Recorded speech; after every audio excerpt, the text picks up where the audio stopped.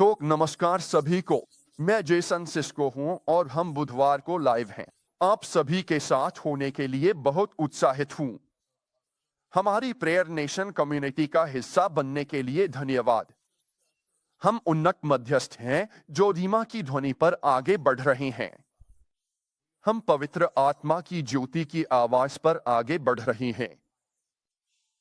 यीशु जैसा कोई नहीं है और परमेश्वर के लोगों जैसा कोई लोग नहीं है। हर राष्ट्र से, हर भाषा से, हर जाति से, हर समुदाय से, पूरी दुनिया से हम इस पीढ़ी में उसकी शेष संतान के रूप में एकत्र हुए हैं। हम वही पीढ़ी हैं जिन पर संसार का अंत आ गया है। अगर यह बात पहली सदी पर लागू होती थी, तो निश्चित रूप से यह 21वीं सदी में हम पर भी लागू होती है। आप जिस भी महाद्वीप, देश या संस्कृति से हैं, आपका बहुत बहुत धन्यवाद। हमें आपके साथ होने की बहुत खुशी है।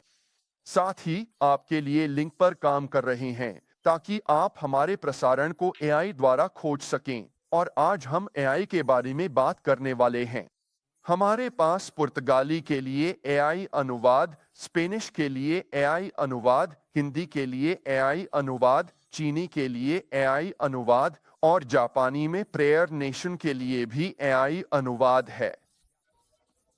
वास्तव में वैश्विक होने को लेकर बहुत उत्साहित हैं और पर्दे के पीछे इस सब को संभव बनाने के लिए जोश मलोन का बहुत बहुत धन्यवाद। हम प्रेयर नेशन के विभिन्न क्षेत्रों में आगे बढ़ रहे हैं और अपनी तकनीक को लगातार अपडेट कर रहे हैं ताकि यह सब कुछ उसमें झलके। तो आज आपके धैर्य के लिए धन्यवाद। आज हमारे पास कोई आवाज नहीं आ रही थी, लेकिन हम अपने बोर्ड्स को अपग्रेड कर रहे हैं। हम लगातार अपनी प्रभावशीलता बढ़ाने के लिए काम कर रहे हैं। लेकिन हम आज आपको हमारे साथ पाकर बहुत उत्साहित हैं और हम प्रेयर नेशन कॉन्फ्रेंस के लिए तैयार हो रहे हैं, जो 3 जुलाई, 4 जुलाई और 5 जुलाई को होने वाली है। हमारे पास कुछ खास मेहमान होंगे जो हमारी चारों सेशंस के कुछ हिस्सों में हमारे साथ जुड़ेंगे और हम बॉबी वेड के हमारे साथ होने के लिए बहुत आभारी हैं। वह गुरुवार रात को हमारे साथ शुरुआत करेंगे। हम पश्चाताप और संरेखण के बारे में बात करने वाले हैं और उनके पास वैश्विक चर्च के लिए इस विषय पर एक बहुत ही शक्तिशाली संदेश है। हम शुक्रवार सुबह और शनिवार सुबह 11 बजे से मिलेंगे और हमने इसे 2 घंटे के स्लॉट में रखा है, लेकिन हम पवित्र आत्मा को काम करने के लिए जगह छोड़ेंगे। अगर इन सत्रों में से हर एक 2 घंटे से ज्यादा चलता है तो हम पवित्र आत्मा को स्वतंत्र रूप से प्रवाहित होने देंगे, लेकिन हमने इसे 2 घंटे के सत्रों के रूप में निर्धारित किया है। यह सेंट्रल डेलाइट टाइम है, तो कृपया अपने समय क्षेत्र के अनुसार अपनी घड़ियां जांच लें। हमारे दोस्तों के लिए, चाहे आप फिलीपींस में हो या ब्राजील में, चाहे आप अफ्रीका में हो या यूरोप में, कृपया अपनी घड़ियां सेट कर लें। अगर आप लाइव नहीं देख सकते तो हम ये सब YouTube पर अपलोड कर देंगे ताकि आप बाद में जाकर देख सकें। फिर से बता दूं, इसमें कोई रजिस्ट्रेशन नहीं है, लेकिन हम आपके लिए एक तरीका बनाएंगे जिससे आप हमें अपना ईमेल दे सकें ताकि हम आपसे जुड़े रह सकें, आपको अपडेट्स भेज सकें और आपको प्रेयर नेशन से जुड़ी चीजों से जोड़ सकें और उस कम्युनिटी को आगे बढ़ा सकें।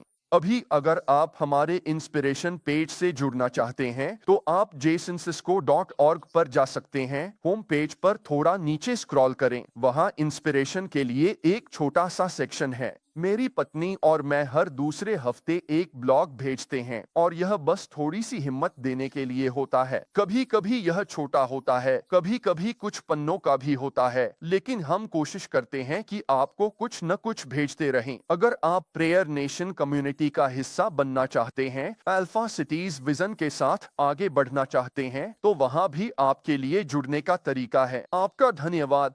आप हमारे अल्फा सिटीज विजन का लिंक हमारी पर्सनल पेज पर भी देख सकते हैं। हम प्रेयर नेशन कॉन्फ्रेंस में इसके बारे में और भी बात करने वाले हैं। तो शुक्रवार की सुबह हम गौरव की पुनर्स्थापना के बारे में थोड़ा बात करेंगे। शुक्रवार की शाम को हमारे पास एक विशेष हीलिंग सेवा होगी, तो उसके लिए तैयार रहें। यह बिल्कुल शानदार होने वाला है। चमत्कार, संकेत और अद्भुत घटनाएं होंगी।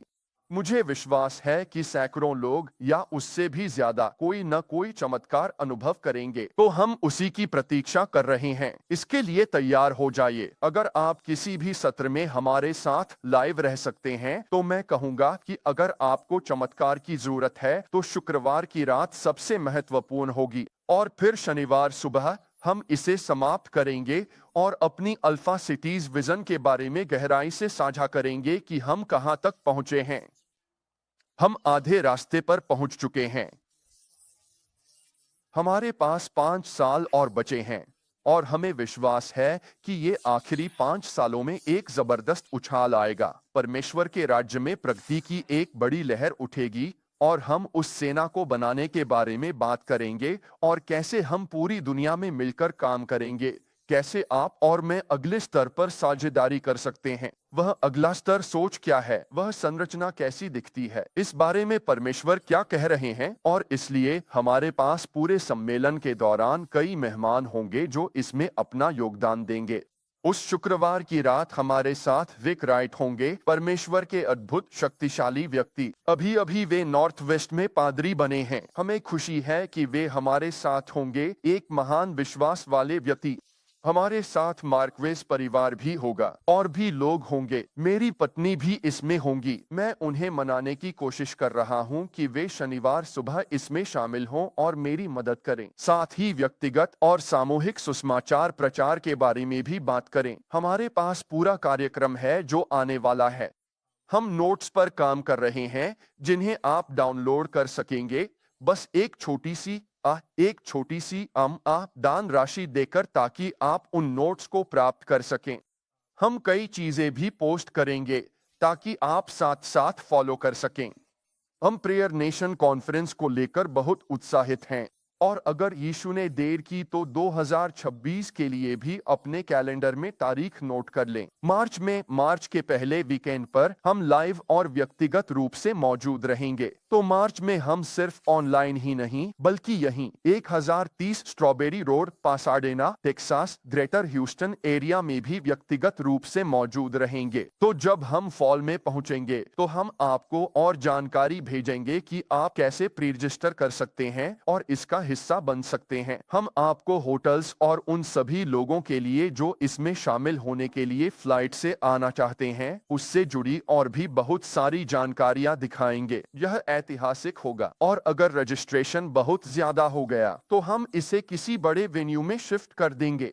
इस समय मुझे लगता है कि हम अपनी बिल्डिंग में 1000 से ज्यादा लोगों को आसानी से समायोजित कर सकते हैं। हम प्रेयर नेशन कॉन्फ्रेंस को व्यक्तिगत रूप से लेकर बहुत उत्साहित हैं, लेकिन अपनी कैलेंडर में नोट कर लें कि पहली प्रेयर नेशन केवल ऑनलाइन होगी, और हम चाहते हैं कि हर कोई इसका हिस्सा बने। यह बिल्कुल मुफ्त है, इसमें रजिस्ट्रेशन की जरूरत नहीं है। यह फेसबुक पर लाइव होगी, यह यूट्यूब पर भी लाइव होगी। हम अब फेसबुक और यूट्यूब दोनों पर एक साथ स्ट्रीम कर रहे हैं। अगर आप इसका हिस्सा बनना चाहते हैं या इसे दूसरों के साथ साझा करना चाहते हैं, तो सब्सक्राइब करना न भूलें। आपको पता है ये कैसे करना है। मैं शायद ही कभी आपसे ऐसा करने को कहता हूँ। आप जानते हैं, आप काफी समय से यूट्यूब या फेसबुक पर हैं, लेकिन जब आप सब्सक्राइब करते हैं तो हमें मदद मिलती है। चलिए आज प्रार्थना से शुरू करें। संरेखण और लय की प्रार्थनाएं।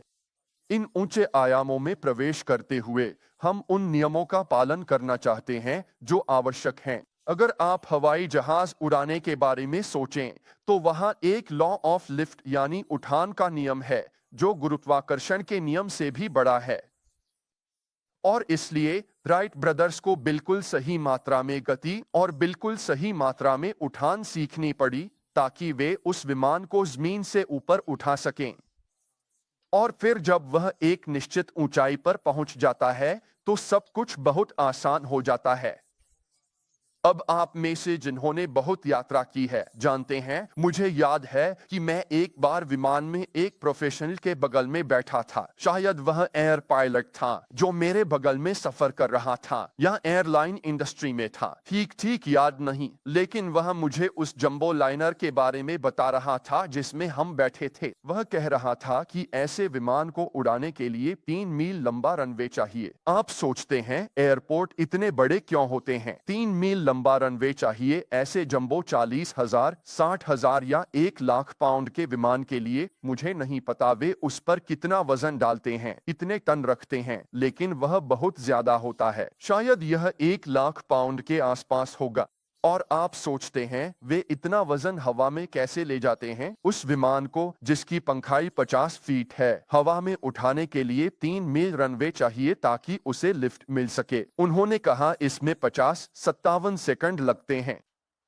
उन्होंने कहा 57 से 60 सेकंड का समय सबसे महत्वपूर्ण होता है। अगर विमान 60 सेकंड में जमीन से नहीं उठा तो वह क्रैश कर जाएगा। रनवे खत्म हो जाता है। मैंने सोचा अरे वाह, यह वजन पर निर्भर है। विमान धरा हो तो 2 सेकंड और लग सकते हैं। उन्होंने कहा लेकिन 57 सेकंड पर आपको लिफ्ट मिल जानी चाहिए। तो हम अपनी घड़ियों को देख रहे थे और सचमुच समय गिन रहे थे। जैसे ही विमान ने जोर से दौड़ना शुरू किया, हमने टाइम किया और जब हम हवा में उठे तो वह 58 सेकंड था। मैंने कहा वाह, आज मुझे जितना तनाव चाहिए था उससे थोड़ा ज्यादा हो गया, क्योंकि अब मुझे वो चीज पता चल गई है जिस पर मैंने पहले कभी ध्यान ही नहीं दिया था। तो आज प्रेयर नेशन पर हमें उड़ान भरने में कितना समय लगेगा? यही मेरा सवाल है। अगर एक जंबो विमान को जमीन से उड़ान भरने में 60 सेकंड लगते हैं, तो हमें भी भगवान से जुड़ने और वह उड़ान भरने अपने शारीरिक और सांसारिक मन से अलग होने में सक्षम होना चाहिए। आइए अभी एक पूरा 23 मिनट आत्मा में खुद को ट्यून करने में लगाते हैं। क्या आप तैयार हैं? पिता, हम अभी यीशु के नाम में आपके पास आते हैं। हम समर्पण करने के लिए तैयार हैं। हम तैयार हैं, हे भगवान, खुद को आपके अधीन करने के लिए। हम तैयार हैं कि आज फिर से खुद को आपके साथ संरेखित करें या पुनः संरेखित करें। हम चाहते हैं कि हमारी पूरी आत्मा, प्राण और शरीर पूरी तरह से आपके हों, पवित्र हों, स्वामी के उपयोग के लिए अलग किए गए हों। हम कुशल और प्रभावी बनना चाहते हैं। हम न केवल व्यक्तिगत रूप से, हे भगवान, बल्कि एक साथ साझेदारों के रूप में भी, न केवल उन लोगों के साथ जो स्थानीय चर्च में हमारे साथ हैं, बल्कि दुनिया भर के लोगों के साथ, आपकी वैश्विक कलीसिया के साथ भी एकमत होना चाहते हैं। हम नेता के रूप में जुड़ना चाहते हैं और यीशु के प्रेमियों के रूप में भी जुड़ना चाहते हैं। हम अभी यीशु के नाम में प्रार्थना करते हैं कि हम आपकी ही संपूर्ण आत्मा, प्राण और शरीर बन जाएं। अब आइए हम परमेश्वर का पूरा हथियार पहन लें। हम अपनी कमर को सत्य से कसते हैं। हम धार्मिकता का कवच, शांति के सुसमाचार की तैयारी के लिए जूते, विश्वास की ढाल, उद्धार का टोक और आत्मा की तलवार, जो कि परमेश्वर का वचन है, पहनते हैं। और अब हम उड़ान भरने के लिए तैयार हैं। आइए हम प्रभु के लिए ताली बजाएं और आज उसे स्तुति दें। क्या आप प्रभु से प्रेम करते हैं? क्या आप इस बात को लेकर उत्साहित हैं कि आप जीवित परमेश्वर की सेवा कर सकते हैं? क्या यह अद्भुत नहीं है कि हम इतने सारे अद्भुत परमेश्वर के लोगों को जानते हैं? अब रविवार को हमारे साथ सिस्टर टेरी स्पियर्स थीं। हमारी कलीसिया ने हमारे संगठन के लिए पहली बार विधवाओं का रिट्रीट आयोजित किया और वह समय बहुत सुंदर था। यह बहुत बहुत पवित्र था। इन सभी महिलाओं ने मृत्यु की उस घाटी को पार किया है और वहां एक साथी को पीछे छोड़ दिया, उन्हें यीशु के साथ छोड़ दिया और अब वे अकेले यीशु के साथ चल रही हैं। और उनकी कहानियां बस दर्दनाक हैं, फिर भी वे खूबसूरत हैं कि किस तरह परमेश्वर उनके जीवन में काम कर रहा है। शानदार। केली मिडल्टन को उनके उत्कृष्ट कार्य के लिए और महिलाओं की सेवा को भी सलाह। बहन टेनी ने शनिवार को समापन सत्र में भाषण दिया और वे रविवार को हमारे साथ रुकी रहीं। बहन टेरी स्पियर्स ने यहाँ चर्च ट्रायम्फेंट में हमारे दोनों 9 और 11:15 की सेवाओं में भाषण दिया।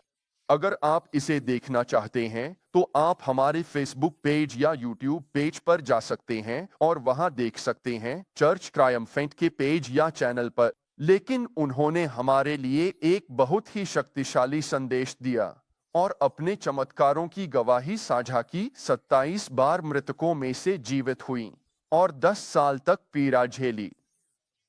और फिर भगवान ने ये सभी रचनात्मक चमत्कार किए। एक कि वहां एक पूरी हड्डी का प्रत्यारोपण हुआ जो भगवान ने उन्हें दिया। और भाई बांस को 2 दर्शन हुए थे। एक में उनकी हड्डियां लगभग एक हाईवे जैसी दिख रही थीं। वे बस टुकड़ों में बंटी और फटी हुई थीं। और यह सच था, सारी दवाइयों और उन सब चीजों के कारण जो वह ले रही थीं और इस हवा में फैलने वाले रहस्यमय वायरस से जूझ रही थीं, उसकी वजह से उनकी हड्डियां कमजोर हो गई थीं। डॉक्टरों ने कहा कि उनकी हड्डियां 90 साल की ऑस्टियोपोरोसिस से पीड़ित महिला जैसी। और उन्होंने कहा, चिंता मत करो। उन्होंने कहा, क्योंकि मैंने एक और दर्शन देखा जिसमें तुम्हारी हड्डियां बिल्कुल सही थीं और कहीं न कहीं उस व्हीलचेयर में बैठने, हॉल से गुजरने और एक्सरे तक पहुंचने के बीच भगवान ने उन्हें बिल्कुल नई हड्डियां दे दी। 2 हफ्ते पहले ही उनकी स्कैनिंग की गई थी। हर 2 हफ्ते उनकी जांच हो रही थी क्योंकि उनकी हड्डियां तेजी से खराब हो रही थीं और भगवान ने चमत्कारिक रूप से उन्हें नई हड्डियां दे दी। कुछ महीनों बाद उनका लिवर सामान्य आकार से 5 गुना बड़ा हो गया। उनके सारे अंग धीरे धीरे ठीक होने लगे, लेकिन लिवर सचमुच बाहर निकला, फूला हुआ था। वह एक कॉन्फ्रेंस में थीं। एक आदमी उनके पास आया और बोला, मैंने ऐसा कभी नहीं किया, न कहा है। भगवान आपको अभी नया लिवर देने वाले हैं। और तुरंत ही सब कुछ बदल गया। लिवर नीचे चला गया और अब उनके पास एक बिल्कुल नया लिवर है। उन्होंने यह कहानी सुनाई और भगवान की शक्ति वहां इतनी प्रबल थी क्योंकि यह असाधारण चमत्कारों की आधुनिक गवाही थी। वाह, यह वाकई अद्भुत था। और हमारा विश्वास बस आसमान छू गया। विश्वास का वरदान हमारे चर्च में विद्यमान है और वह बस जाग उठा। हमारे 9 बजे की छोटी सर्विस में हमें 15 चमत्कार देखने को मिले। हम उस सर्विस बढ़ा रही हैं। हमारे 11:15 के सर्विस में हमें 19 उल्लेखनीय चमत्कार मिले। अद्भुत वहां ऑफिस में आई। उन्होंने कहा, जानते हो, आज जैसी सर्विस के लिए मैंने बहुत मेंढक चुमे हैं। वह समझा रही थीं कि असली राजकुमार पाने से पहले कई मेंढकों को चूमना पड़ता है और पता नहीं चलता असली कौन है। सही तक पहुंचने के लिए कई मेंढकों को चूमना पड़ता है। यह रूपक था, लेकिन वह कह रही थीं, मैंने कई सेवाओं में हिस्सा लिया है जो वैसी नहीं थीं, ताकि मैं आज जैसी सेवा में शामिल हो सकूं। वह बोली, काश हर रविवार ऐसा ही होता। मुझे सच में विश्वास है कि परमेश्वर हमें इस दुहक के मौसम और इस समय के माध्यम से आगे बढ़ा रहे हैं और यह सब हमें परमेश्वर के राज्य में तेजी से आगे ले जाने की तैयारी रही है। तो हम आगे बढ़ रहे हैं और अब समय आ गया है कि हम कदम उठाएं। हमें आगे बढ़ना ही होगा। कल मैंने बस अचानक से बिना किसी पूर्व सूचना के लाइव आ गया और मुझे लगता है कि लगभग 100 लोग मेरे साथ जुड़ गए और मैंने हमारे दृष्टिकोण को ताजा करने के बारे में बात की कि हमें अपने विजन को रीसेट करने की जरूरत है और यह हमारे लिए फोकस्ड रहना बहुत जरूरी है। जितनी ज्यादा हमारी प्रार्थनाएं केंद्रित और स्पष्ट होंगी, जितना ज्यादा हमारा विश्वास केंद्रित होगा, उतने ही ज्यादा परिणाम हमें मिलेंगे। सामान्य प्रार्थनाओं से सामान्य परिणाम ही मिलते हैं। विशिष्ट प्रार्थनाओं से विशिष्ट परिणाम मिलते हैं। तो अभी हम सब दुनिया में हो रहे तेज बदलाव की गति को समझने की कोशिश कर रहे हैं। बाइबल कहती है, ज्ञान बढ़ेगा और बहुत से लोग इधर उधर जाएंगे। इतनी सारी हलचल हो रही है और जब एक उन्नत सभ्यता में इतनी ज्यादा हलचल होती है तो आत्मिक दुनिया को संभालना और भी मुश्किल हो जाता है। तो मैं आपको एक उदाहरण देता हूं। अटलांटा हार्ट्सफील्ड एयरपोर्ट को अमेरिका का सबसे व्यस्त हब माना जाता है। डेल्टा एयरलाइंस वहां से आती जाती है और जब मैं मिडवेस्ट में रहता था तब मैं डेल्टा से बहुत यात्रा करता था। तो एक मजाक चलता था। लोग कहते थे, स्वर्ग जाने के रास्ते में भी अटलांटा से गुजरना पड़ेगा। हर कनेक्शन के लिए मुझे अटलांटा से जाना पड़ता था, चाहे मैं कहीं भी जाऊं। अब मैं ह्यूस्टन में हूं तो एयरलाइन बदल गई है। यहाँ इनका हब है तो मैं ज्यादातर यूनाइटेड से यात्रा करता हूँ, कभी कभी साउथ वेस्ट से। यहाँ दूसरी एयरलाइन भी है जिसका हब भी यहाँ है। ज्यादातर यूनाइटेड से, खासकर अंतरराष्ट्रीय यात्रा में मैं कोशिश करता हूँ यूनाइटेड या पार्टनर से यात्रा करूं। लेकिन बात यह है कि इन एयरपोर्ट्स से हर साल लाखों लोग गुजरते हैं और हर दिन हजारों लोग यहां से यात्रा करते हैं। अगर आप बड़े हब शहरों के बारे में सोचें, जैसे न्यूयॉर्क जहां 3 एयरपोर्ट हैं, या शिकागो जहां 2 एयरपोर्ट हैं, या फिर कुछ अंतर्राष्ट्रीय शहर जैसे सिंगापुर या हांगकांग। बहुत ज्यादा ट्रैफिक होता है। अटलांटा, जो कि अमेरिका में सबसे व्यस्त या सबसे व्यस्त एयरपोर्ट्स में से एक है, ह्यूस्टन और ये सभी शहर। सोचिए कितने लोग कितने देशों से आ रही हैं और वे कौन सी आत्मिक दुनिया लाते हैं, वे कौन से दानव, और वे शहर में कितने समय रुकते हैं। क्या वे यहाँ से कनेक्ट कर रही हैं या यहीं रुक रहे हैं? जब वे आते हैं तो क्या वहाँ सुदृढ़ीकरण आ रहा है? तो आप सोचते हैं हमने इस आत्मा को जीत लिया, लेकिन फिर उसी तरह के लोगों की और टुकड़ियां उन आत्मिक दुनियाओं में आ रही हैं। एक बार प्रभु ने मुझसे कहा था कि न्यूयॉर्क सिटी में 20 लाख लोग दानवों के वश में हैं। जब आप सोचते हैं कि कितने अधिक लोग शैतान की शक्ति के अधीन हैं, जो सीधे तौर पर शैतान से प्रभावित और ग्रसित हैं, और फिर भी आप कह रहे हैं हम यहाँ एक मजबूत किला बनाने की कोशिश कर रहे हैं। यह इसलिए है क्योंकि ये सारी विद्रोही इच्छाएं और फिर उन्नत तकनीकें जो भी शरीर चाहता है उसे पूरा करने में मदद कर रही हैं। तो यह फिर से बाबुल की आत्मा का एक नवीनीकरण है। बाइबल हमें बताती है कि हम रहस्य बाबुल से ही जूझ रहे हैं। बेबीलोन, बेबीलोन, बाबुल गिर गया, गिर गया। तो इसका मतलब है कि एक भौतिक बाबुल की आत्मा है और फिर उसका एक आध्यात्मिक रूप भी है जो अदृश्य स्वर्गीय क्षेत्र में है, और हम इन्हीं चीजों से जूझ रहे हैं। तो दूसरे शब्दों में आपको ऐसी चीजें मिलेंगी जिन्हें प्राकृतिक भौतिक दुनिया से सहायता मिलती है जहां वे इसे बना रहे हैं। उदाहरण के लिए ग्रेट लेक्स को इंजीनियर किया गया था। वे हमेशा से यहां नहीं थीं, उन्हें बनाया गया था। नियाग्रा फॉल्स, क्या आप जानते हैं कि वे इसे बंद कर सकते हैं और वे इसे चालू भी कर सकते हैं? सैटेलाइट नेटवर्क के इंफ्रास्ट्रक्चर के बारे में सोचिए और उस वाईफाई और तकनीक के इंफ्रास्ट्रक्चर के बारे में सोचिए जो हमें समुद्रों के पार सेल्युलर के जरिए बिजली की गति से जोड़ती है। और आप इन लाइनों के बारे में सोच रहे हैं, ये लाइनें जो वे समुद्र के तल के पार बिछाते हैं, और फिर भी यह बिजली की गति से कुछ ही सेकंडों में होता है। जब मेरी पत्नी भारत में थी, वह मुझे वीडियो भेज रही थी और फोन पर मुझसे बात भी कर रही थी और साथ ही वीडियो भी भेज रही थी। और मैं सोच रहा था, वाह, हमारे पास कैसी तकनीक है कि हम ये सब कर सकते हैं।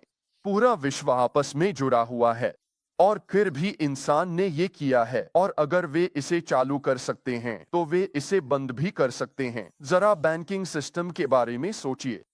उन्होंने एक अंतर्राष्ट्रीय बैंकिंग सिस्टम बनाया, स्विफ्ट सिस्टम, और ऐसे ही अन्य सिस्टम जिनसे वे दुनिया भर के बैंकों को जोड़ते हैं।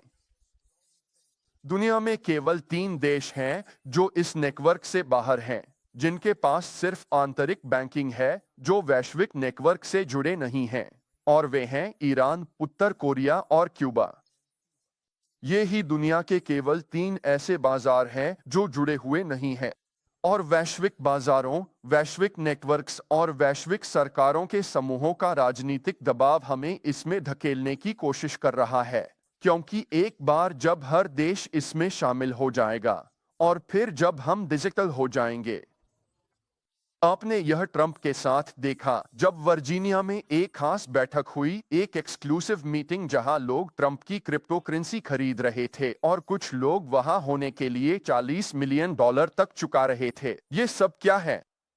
क्रिप्टो करेंसी, ट्रंप की क्रिप्टो करेंसी, और वो राष्ट्रपति के तौर पर उनसे मिल रहे हैं, फिर भी वो सिर्फ बिजनेस की बात कर रहे हैं और इसका अमेरिका से कोई लेना देना नहीं है। ये सिर्फ बिजनेस की बात है। आखिर ट्रंप खाड़ी देशों, 22 खाड़ी देशों के साथ क्या कर रहे हैं? ये सारे बिजनेस डील्स क्यों कर रहे हैं और $800 मिलियन का लग्जरी लाइनर गिफ्ट में क्यों ले रहे हैं? मेरा मतलब है, ये क्या है? ये सब क्या हो रहा है? बिजनेस और टेक्नोलॉजी को आगे बढ़ाना और सबको एक साथ लाने की कोशिश करना। वे लोग अर्थव्यवस्था का इस्तेमाल राजनीतिक दबाव बनाने के लिए कर रहे हैं ताकि दुनिया में शांति लाई जा सके। इसका एक हिस्सा टेक्नोलॉजी को आगे बढ़ाना और उसे साझा करना भी है। और तो शुरू में हम डिजिटल इकोनॉमी से डरते थे, अब तो हम लगभग फिएट फिजिकल करेंसी से डरने लगे हैं। अब और कोई पैसे पैनी नहीं बनाए जाएंगे। यह धीरे धीरे खत्म किया जा रहा है। हमारे पास 14 करोड़ पैनी सर्कुलेशन में हैं, तो कृपया इसकी चिंता न करें। उनकी संख्या 14 करोड़ है। मुझे लगता है हमारे पास छुट्टे के लिए काफी हैं, लेकिन हम और नहीं बना रहे क्योंकि अमेरिका को हर 1 सेंट बनाने में 4 सेंट खर्च करने पड़ते हैं।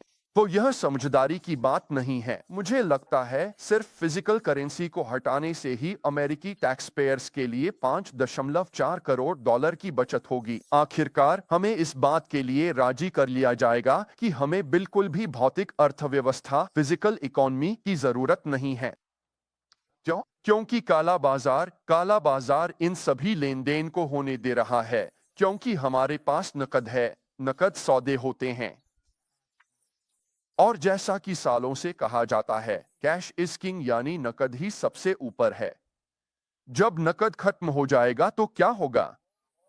तो अचानक ये सारे काले बाजार के नेटवर्क अब कोई भी नकद में भुगतान नहीं करेगा, लेकिन फिर हर चीज को ट्रैक किया जा सकेगा। तो हम क्रिप्टो करेंसी ला रही हैं और एआई भी ला रही हैं, और अब हम थोड़े घबराए हुए हैं। अब हमें डिजिटल का महत्व समझ में आ रहा है। हमें अब असल में रसीदों की भी जरूरत नहीं है। हमारे पास रसीदें होती हैं, लेकिन असल में उनकी जरूरत नहीं है, क्योंकि कहीं न कहीं डिजिटल ट्रैक मौजूद है। लोग क्रिप्टो करेंसी को क्यों पसंद करते हैं? क्योंकि उसमें एक लेजर होता है, वह लेजर सही होता है और उसमें धोखाधड़ी नहीं हो सकती। आप लेजर की नकल नहीं कर सकते। यह बिचौलिए को हटा देता है और हमें सीधे जुड़ने की सुविधा देता है। अब सब कुछ क्रिप्टो होने वाला है, ब्लैक मार्केट में भी। मैं इस रकम के बदले यह रकम दूंगा और वहाँ कोई बैंक देखने वाला नहीं होगा, लेकिन हम आपस में देख सकते हैं और भरोसा बना सकते हैं। तो ये सारी चीजें हैं। क्या हम भरोसा करें या इस्तेमाल करें या नहीं? देखिए, एथेरियम आगे बढ़ रहा है, बिटकॉइन बड़ा हो गया है। यार, हमें इसमें पहले आना था। मैं आ गया होता तो। हाँ, मेरे पास ऐसी क्रिप्टो करेंसी थी जो फेल हो गई। मेरे पास ऐसे कॉइन थे जिनमें बहुत धोखाधड़ी हुई थी, और जो मेरे पास है उसकी कोई कीमत नहीं। और उसकी कीमत आप जानते हैं, लगभग $5 लाख होनी थी। बस ऐसे ही सब चला गया।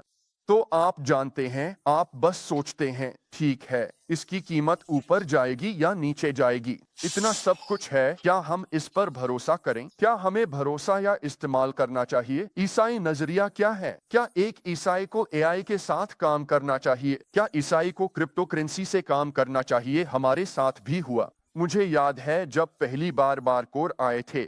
मैं अपनी उम्र बता रहा हूँ। मैं तब बहुत छोटा था, लेकिन मुझे याद है कि सभी भविष्यवाणी करने वाले प्रचारक हमें बताते थे कि बारकोड शैतान का निशान है, और हम उन किराना दुकानों पर जाते थे जहां सिर्फ नकद लिया जाता था या सिर्फ कार्ड स्वाइप किया जाता था, और तब भी हमें कार्ड स्वाइप करने में घबराहट होती थी। लेकिन बारकोड, ओह, हम बस एक कदम दूर हैं कि जैसे अनाज के डिब्बे पर बारकोड लगाते हैं, वैसे ही आपके हाथ या माथे पर भी बारकोड लगा दिया जाए, और अगर वे बीप कर सकते हैं तो वे आपके लिए भी ऐसे ही बीप कर सकते हैं। हम महसूस करते हैं कि यह सारी तकनीक हमारे चारों ओर बहुत तेजी से बढ़ रही है। हमें क्या करना चाहिए? क्या हमें इसके लिए प्रार्थना करनी चाहिए? यह बिल्कुल वैसा ही है जैसे पुरानी film Fiddler on the roof में सवाल किया गया था। आप जानते हैं, उन रूसी यहूदियों से, और यह उस इतिहास का हिस्सा था जब पोग्रोम्स शुरू हो रहे थे और रूसी सरकार यानी जार कुछ यहूदियों को बाहर निकालना शुरू कर रहे थे। और तो वहाँ उस पुराने क्लासिक में तनाव बढ़ रहा था, अगर आपने कभी देखा हो या सुना हो। और उनमें से एक यहूदी आदमी ने रब्बी से पूछा, क्या जार के लिए भी कोई आशीर्वाद है? जार को सबसे पहले एक गैर यहूदी माना जाएगा। दूसरा, वह भी ऐसा व्यक्ति था जो उनके प्रति सकारात्मक नहीं था। और फिर बूढ़े रब्बी ने कहा, हर चीज के लिए एक आशीर्वाद होता है। वह पूछता है, तो आशीर्वाद क्या? जार के लिए। प्रभु जार को आशीर्वाद दें और उसे हमसे बहुत दूर रखें।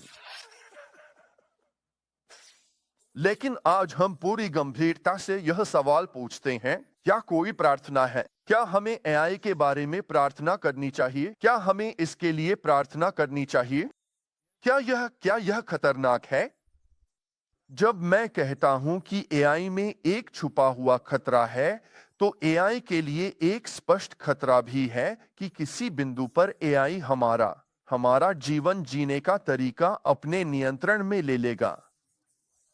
यही वह अतिरिक्त आवश्यक खतरा है, जैसा कि आप कहते हैं, अतिरिक्त आवश्यक खतरा।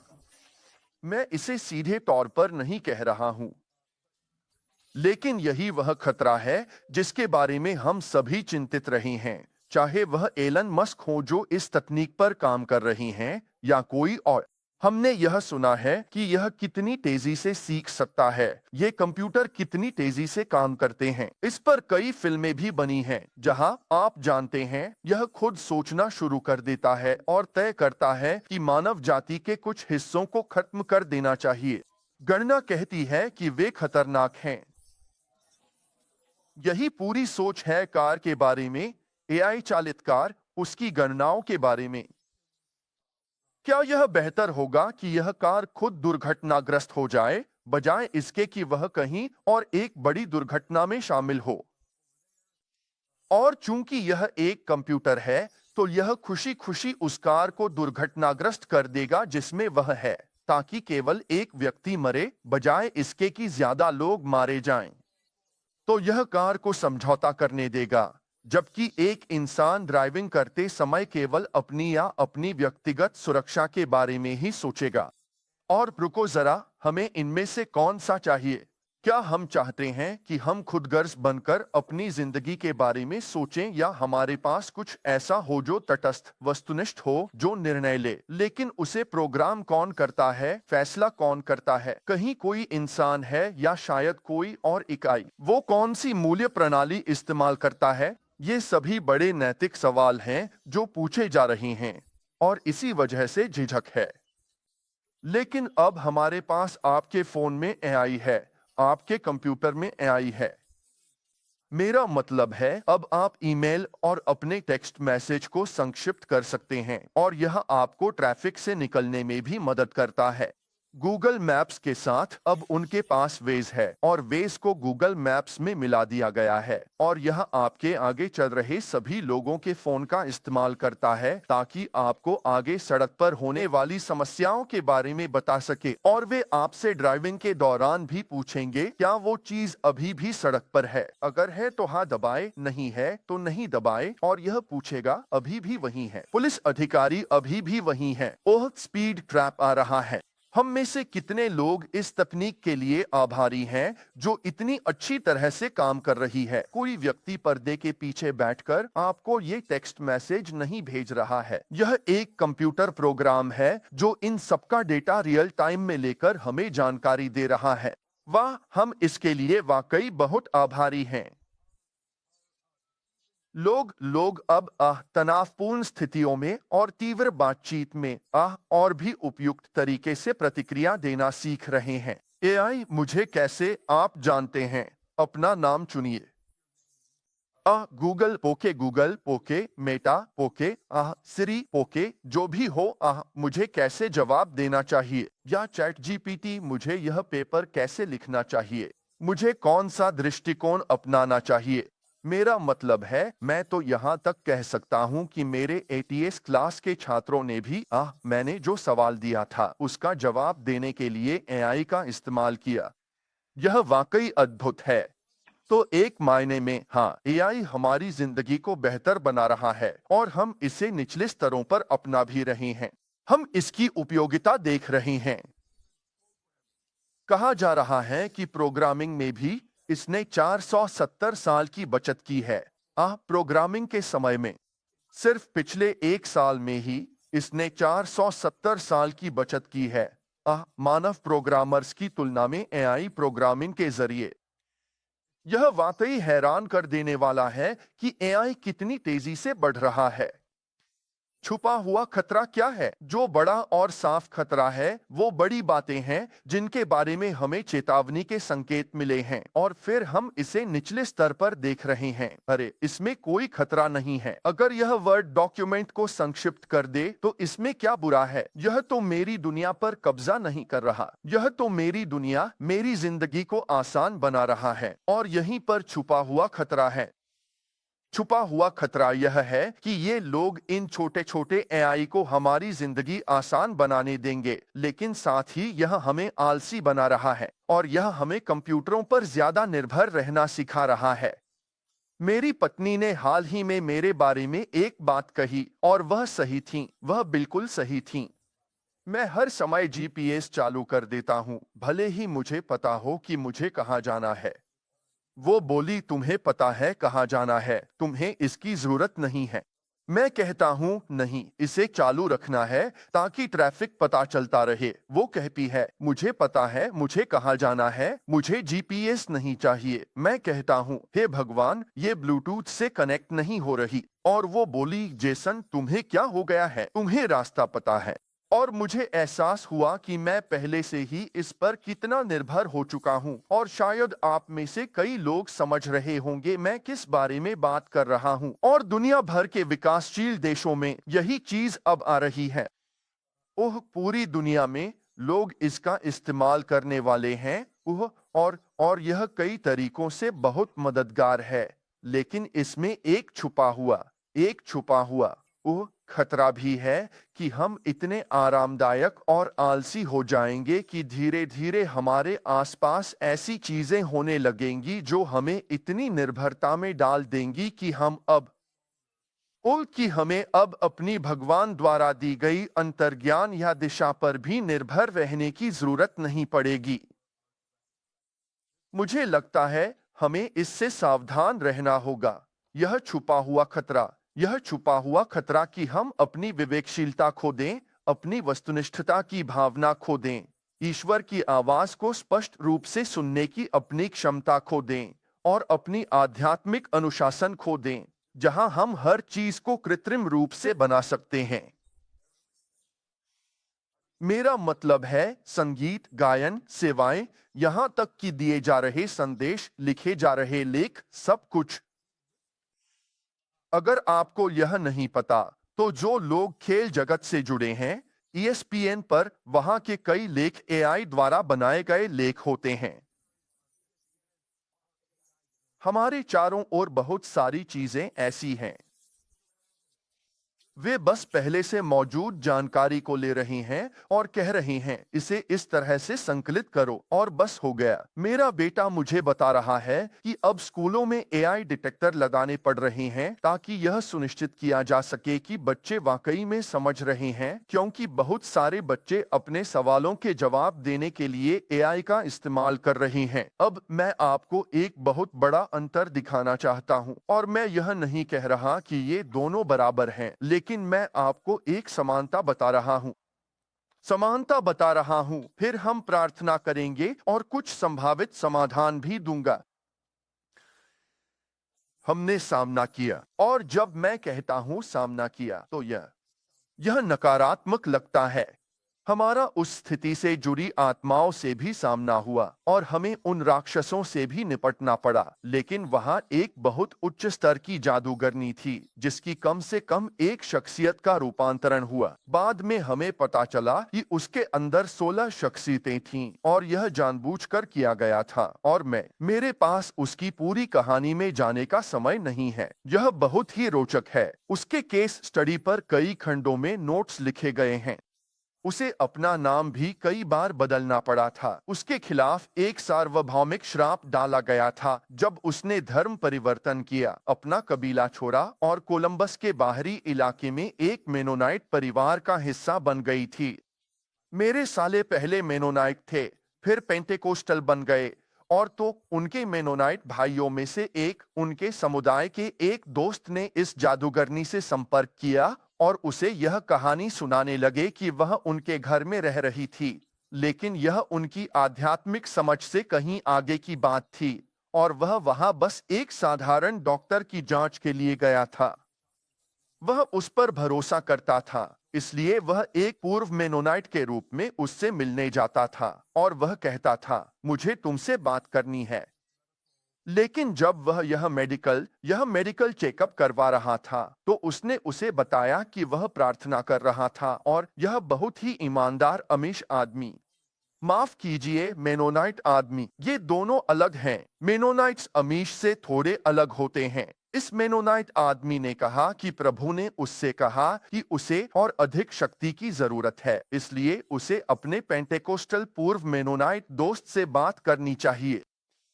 तो उन्होंने हमें इस प्रक्रिया का हिस्सा बनने के लिए आमंत्रित किया और हमने उनसे पवित्र आत्मा की शक्ति प्राप्त करने के बारे में बात करना शुरू किया कि वह क्या है। मैंने एक दिन इस आदमी के साथ दोपहर का खाना खाया, बस मैं और वह। हम उसकी पत्नी के साथ भी बातचीत करते थे। अब जो हमने पता लगाया वह यह था कि जब वह बच्ची थी और एक उच्च स्तर की जादूगरनी बनने की ट्रेनिंग का हिस्सा थी, तो उसके माता पिता ने सबसे पहले उसे, मेरा ख्याल है 4 साल की उम्र में, एक मानव बलि में शामिल किया और फिर उन्होंने उसके लिए आत्मा मार्गदर्शकों को नियुक्त किया और ये आत्मा मार्गदर्शक हर दिन प्रकट होते थे और उसके माता पिता ने उससे कहा, हम अब तुम्हारे माता पिता नहीं हैं, ये अब तुम्हारे माता पिता हैं। और उन्होंने उसे इन 2 आत्मा मार्गदर्शकों के हवाले कर दिया और ये आत्मा मार्गदर्शक उसके लिए सब कुछ करते थे। वे उसे जूते के फीते कैसे बांधने हैं यह बताते थे। वे उसे स्कूल में उत्तर बताते थे। वे उसे हर सवाल का जवाब देते थे। उसके कान में फुसफुसाकर हर समस्या का हल बताते थे। तो उसके पास असली समझ नहीं थी, उसके पास केवल दिव्य दृष्टि थी और उन्होंने उसे अपने ऊपर इतना निर्भर बना दिया था कि जब उन दुष्ट आत्माओं को उससे बाहर निकाला गया, तो वह सचमुच अपने जूते के फीते भी बांधना नहीं जानती थी। उन्होंने उसे सब कुछ बताया था जब से वह 3 या 4 साल की थी, तब से लेकर जब तक वह, मुझे लगता है वह शायद 20 साल की थी या शायद उससे थोड़ी बड़ी, कहीं आसपास। वह 18 और 20 साल के बीच थी। इसे समझना बहुत मुश्किल था क्योंकि वह एक तरह से एक आईडी जैसी थी। आप यह नहीं बता सकते थे कि वह पुरुष है या महिला। उन्होंने उसे जानबूझकर वह गैर बाइनरी बना दिया था। उन्होंने उसे एक गैर बाइनरी नाम दिया था। उसकी वह थोड़ी मोटी थी। आप सच में यह नहीं बता सकते थे। आप जानते हैं, सिर्फ शरीर की बनावट या ऐसी किसी चीज से कोई तरीका नहीं था जिससे यह पता चल सके। हमें बाद में पता चला कि वह असल में महिला थी, लेकिन उन्होंने उसके साथ ऐसा किया और यह ऐसा था जैसे उसे इतनी निर्भर स्थिति में डाल दिया गया हो कि उसे सब कुछ फिर से सीखना पड़ रहा था। जब वे दानव उसके अंदर से निकल गए, तो उन्हें बेहद बुनियादी चीजों से फिर से शुरू करना पड़ा।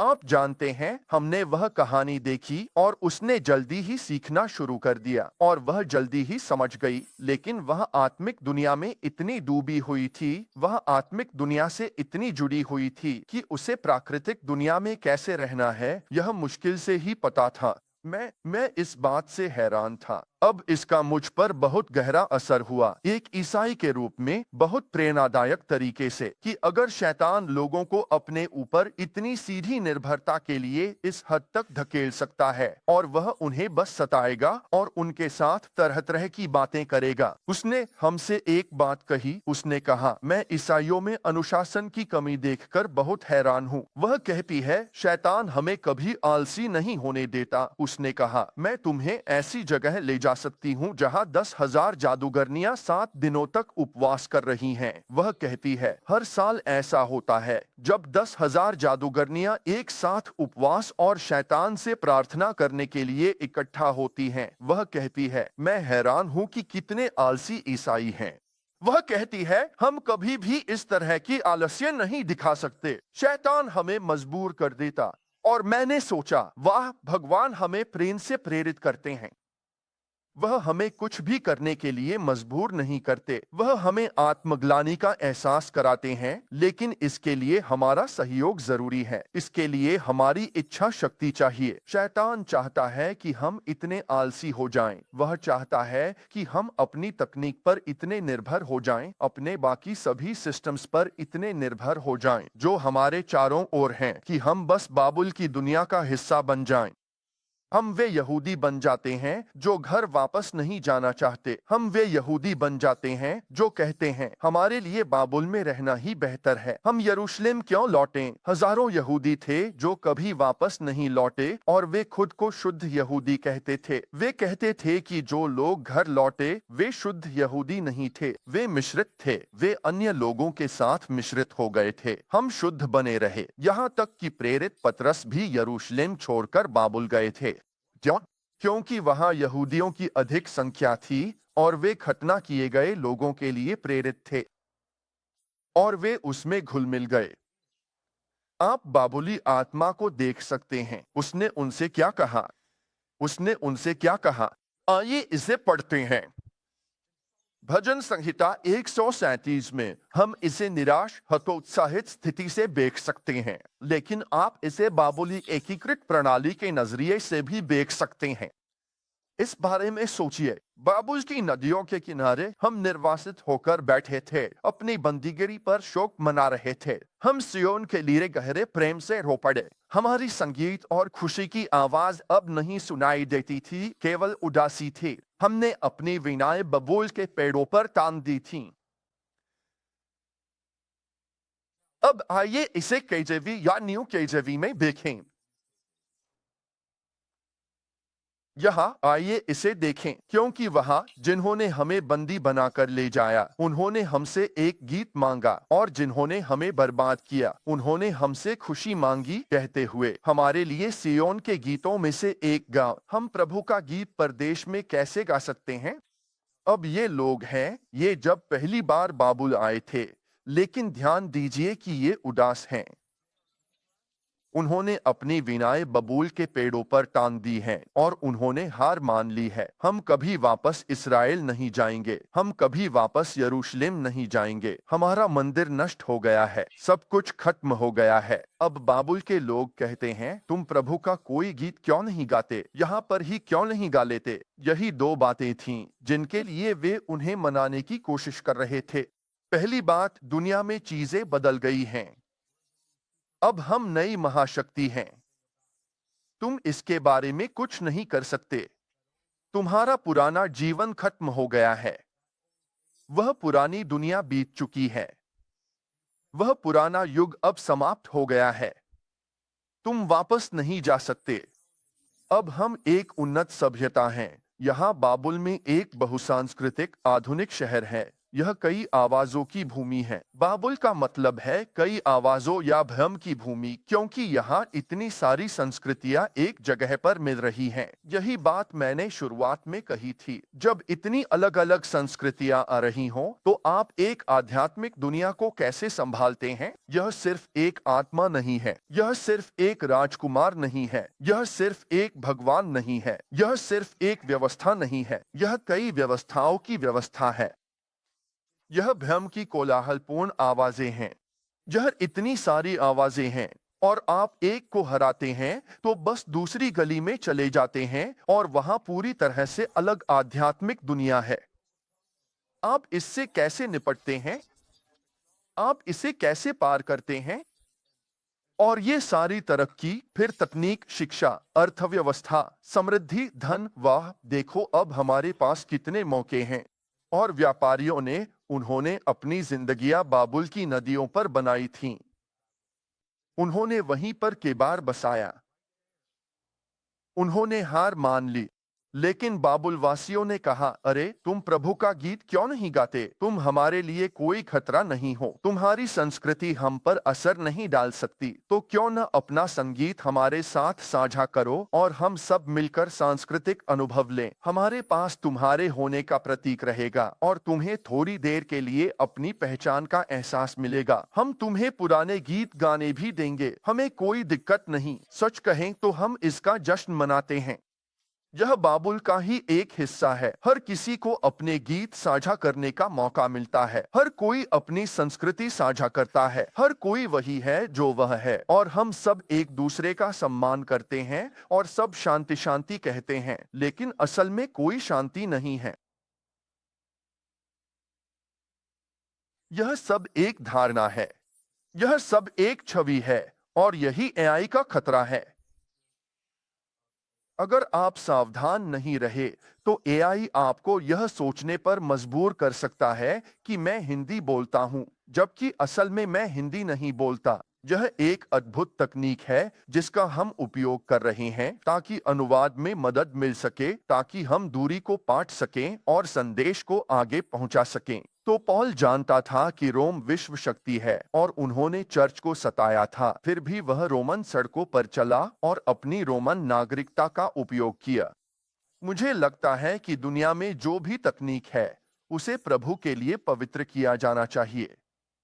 भगवान ने दानिएल को बाबुल में रखा, 3 हिब्रू बच्चों को बाबुल में रखा ताकि वह कई आवाजों के बीच अपनी आवाज उठा सके, ताकि वह खुद को देवताओं के बीच अलग दिखा सके कि वही एलोहीम है। वही परमेश्वर था। वह सभी देवताओं का परमेश्वर था और राजाओं का भी प्रभु था। लेकिन उस देश में कोई ऐसा होना चाहिए था जो उस व्यवस्था के भीतर और उस व्यवस्था से ऊपर काम कर सके, जो दुनिया में रहकर भी दुनिया का न हो, जो समझ सके कि सब कुछ कैसे चलता है और फिर भी आत्मा में एक बिल्कुल नई जगह तक ऊपर उठ सके। और यही तो हमें अभी चाहिए। हम सुस्त नहीं हो सकते। हम बाकी बाबुल के यहूदियों जैसे नहीं हो सकते, जिनमें से केवल 3। सोचिए, हम शद्रक, मेशक और अबेदनगो के बारे में बात करना कितना पसंद करते हैं। दादा दादा दादा दादा दादा दादा शद्रक, मेशक, हम इसके बारे में एक गाना भी गाते हैं। और अबेदनगो, दादा दादा दादा दादा दादा दादा दादा हम इसके बारे में सुनते और गाते हैं। हमें दानिएल के बारे में बात करना पसंद है।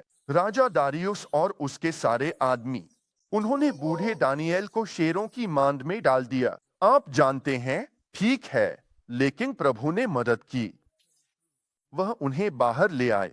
ठीक है, हाँ, कमाल है। सोचिए उन सभी यहूदियों के बारे में जिन्हें बंदी बनाकर ले जाया गया था। उनमें से कितनों ने उस 90 फुट ऊंचे मूर्ति के सामने सिर झुकाया? 90 फुट ऊंची, 9 फुट चौड़ी। कितने यहूदी बस झुक गए और बोले, इसकी कोई जरूरत नहीं है। मैं भीड़ के साथ चल सकता हूँ। मैं वही कर सकता हूँ जो बाकी सब कर रहे हैं। मैं बाबुल के बीच में रहकर भी सबके साथ चल सकता हूँ। हम जानते हैं कि हम हाशेम की पूजा करते हैं। हम जानते हैं कि हम एलोहीम की पूजा करते हैं। हमें पता है, लेकिन सबके साथ मेलजोल बनाए रखने के लिए दबाव के कारण हम बस और धीरे धीरे वे बस बाबुल में घुल मिल गए। और अब उस बंदीगृह, बाबुली बंदीगृह से यहूदी होने की एक बिल्कुल नई परिभाषा उभरती है। सोचने का एक बिल्कुल नया नजरिया आ जाता है। तो अब तक, जब तक यहूदियों का अपना राष्ट्र नहीं था, अब उनके पास फिर से अपनी जमीनें हैं। डायस्पोरा है, लोग अलियाह कर रही हैं और वे अपने घर लौट रही हैं। लेकिन अब भी दुनिया भर में लाखों यहूदी हैं जिन्होंने खुद को समाज में घुला मिला लिया है। वे शायद इजराइल की तीर्थ यात्रा करें, लेकिन वे वहां रुकते नहीं हैं। क्या चर्च में भी ऐसा ही कोई दर्पण प्रभाव हो सकता है? और क्या एआई इसका हिस्सा है? क्या एआई हमें इस कृत्रिमता की ओर धकेल रहा है, या क्या हमारे पास यह खतरा है कि हम अपनी असली पहचान खो दें, जबकि हमारे पास धार्मिकता का एक रूप है? यही डर है कि यह धीरे धीरे हमें मिलीभगत की स्थिति में ले जाएगा, एक ऐसी जगह पर जहां हम अपनी सतर्कता को ढीला कर देंगे। तो मुझे लगता है कि हमें जानना चाहिए कि तकनीक क्या है, उससे डरना नहीं चाहिए, तकनीक का इस्तेमाल करना चाहिए, लेकिन साथ ही इसकी मंशा भी समझनी चाहिए। हमें इससे ऊपर उठकर कुछ ऐसा हासिल करना चाहिए जो केवल आत्मा से आता है। अब आज हम किसके लिए प्रार्थना करना चाहते हैं, वह यह है। मैंने इस पर समय और ऊर्जा लगाई है, लेकिन यही है जिसके लिए हम प्रार्थना करते हैं। आध्यात्मिक जगत की श्रेणी में कुछ आत्मिक शक्तियां हैं और शैतान ने यह सब भगवान से सीखा है। तो वह भगवान जैसा बनना चाहता है, इसलिए वह एक ऐसा तंत्र बना रहा है जो भगवान की सर्वज्ञता, सर्वव्यापकता और सर्वशक्तिमानता की नकल करने की कोशिश करता है। तो यह छद्मंसी है। मसीह विरोधी छद्मंसी। मसीह विरोधी व्यवस्था का उद्देश्य हर जगह होना, सब कुछ जानना और सारी शक्ति रखना है। यही एक विश्व सरकार का लक्ष्य है। यही एक विश्व अर्थव्यवस्था का लक्ष्य है। यही सारी तकनीक, दुनिया की वैश्विक जुड़ाव और एक विश्व धर्म का भी लक्ष्य है कि ये सबको, हम सबको एक ऐसे केंद्र में लाया जाए जो मसीह विरोधी व्यवस्था के इर्द गिर्द घूमता हो, जो कम से कम 3.5 साल के लिए एक कृत्रिम शांति बनाएगा।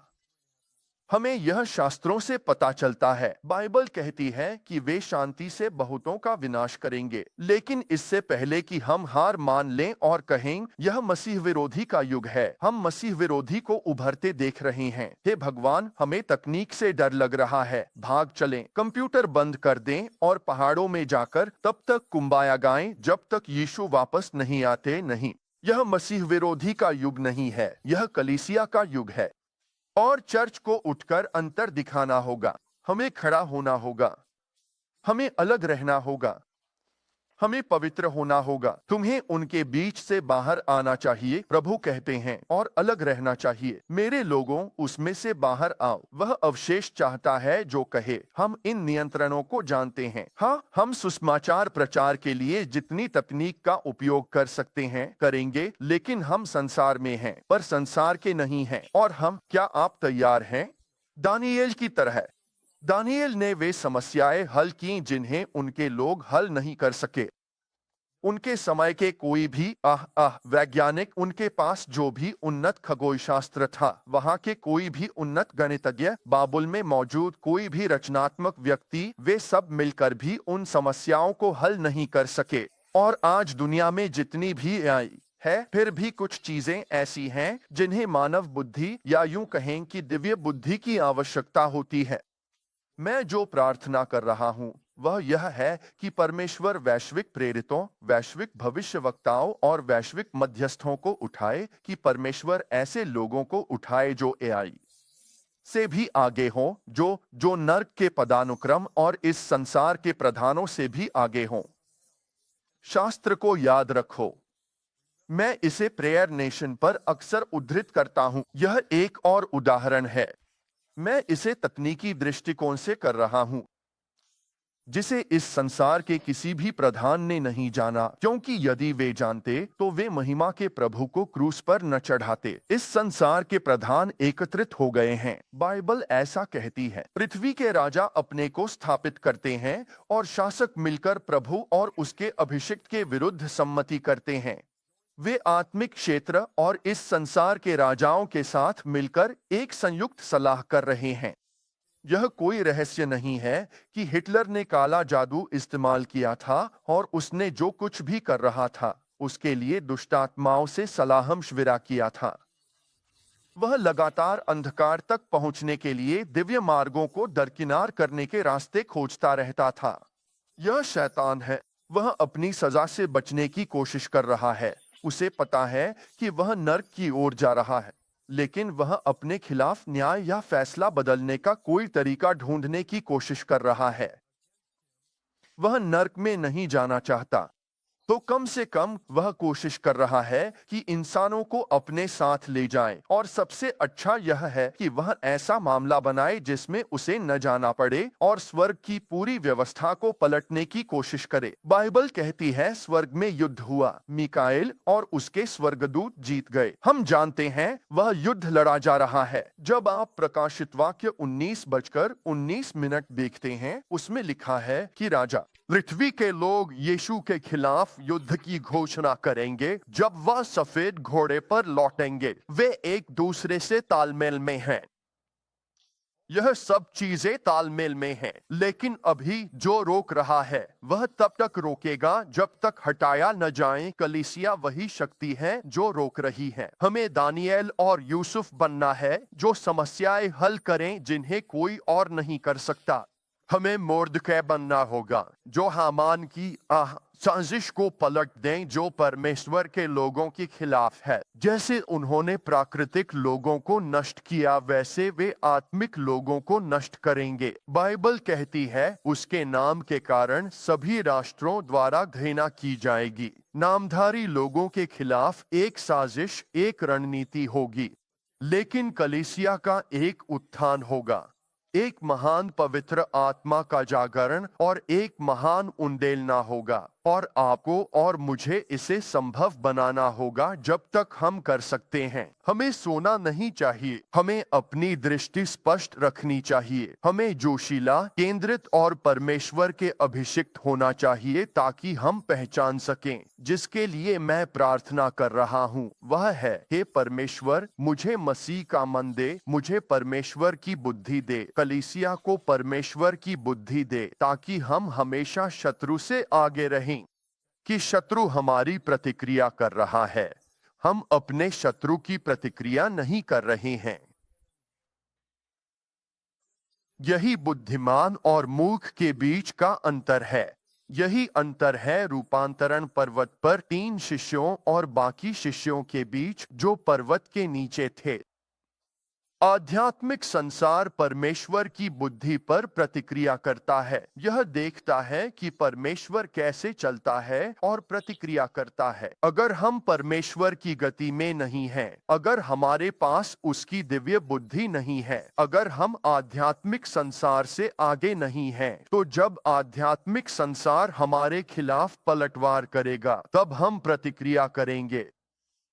हम लगातार बाकी दुनिया के साथ साथ आपदाओं, समस्याओं, विपत्तियों को वास्तविक समय में ही संभालते रहेंगे और बहुत थक जाएंगे। बाइबल कहती है वह संतों को थका देने की कोशिश करेगा, वह संतों को थका देने की कोशिश करेगा।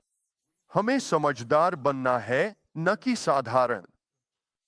समझदार पहले से देख लेते हैं और खुद को बचा लेते हैं, साधारण आगे बढ़ जाते हैं और दंडित होते हैं। यही बाइबल कहती है। हमें मूर्ख नहीं बनना चाहिए जो बस कहें हम अच्छे हैं, सब ठीक है, हम अभिषिक्त हैं, भगवान हमारे साथ हैं, चिंता नहीं, बदलाव नहीं, हम ठीक हैं, सब अच्छा है, मैं थका हूँ, लगता है मैं सो जाऊं। फिर आप उठते हैं और खुद को एक अनजान दुनिया में पाते हैं जिसके लिए आप तैयार नहीं थे। मेरे पास कोई तैयारी नहीं है। ओह, हमें तेल दे दो। नहीं, तुम्हें खुद खरीदना होगा, तुम्हें इसकी कीमत चुकानी होगी, इसे खुद ढूंढना समझना होगा। हम यह तुम्हारे लिए नहीं कर सकते। ओह, लेकिन हाँ, हर कोई हमेशा करता है। मूर्ख कुंवारियां तैयार नहीं होंगी क्योंकि वे एक थकावट भरे झूठे सुरक्षा के एहसास में चली जाएंगी।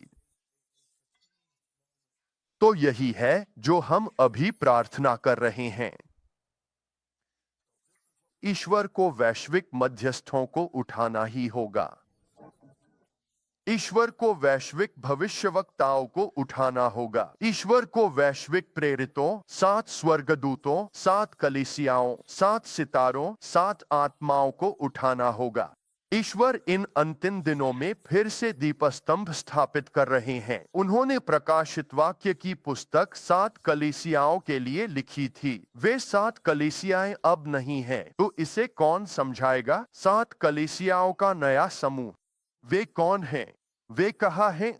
कौन उठेगा? अब समय आ गया है कि हम वैश्विक कलीसिया उठें। बेटा, हम यीशु के नाम में आपके पास आते हैं। हमें ऐसी आंखें दे जो देख सकें, ऐसे कान दे जो सुन सकें। ईश्वर, यीशु के नाम में प्रार्थना है कि आप लोगों को उठाए जिनके पास प्रकाशन समझ हो। ग्रंथ खोलें। ए परमेश्वर, उन 7 गड़गड़ाहटों की बातों को प्रकट कीजिए। प्रभु यीशु, उन बातों का अर्थ खोल दीजिए जो अब तक संचित रखी गई हैं। ए परमेश्वर, हमें इस समय के लिए रणनीति दीजिए। प्रभु यीशु, इस तकनीक को समझने में मदद करें। इसे उपयोग करने दें जहां आप चाहते हैं, लेकिन इसका हम पर वह असर न हो जैसा उच्च वैश्विक एजेंडा चाहता है, जो दुनिया को इतनी जुड़ाव में डालना चाहता है कि बंद करने की धमकी देकर कोई खरीद बिक्री न कर सके।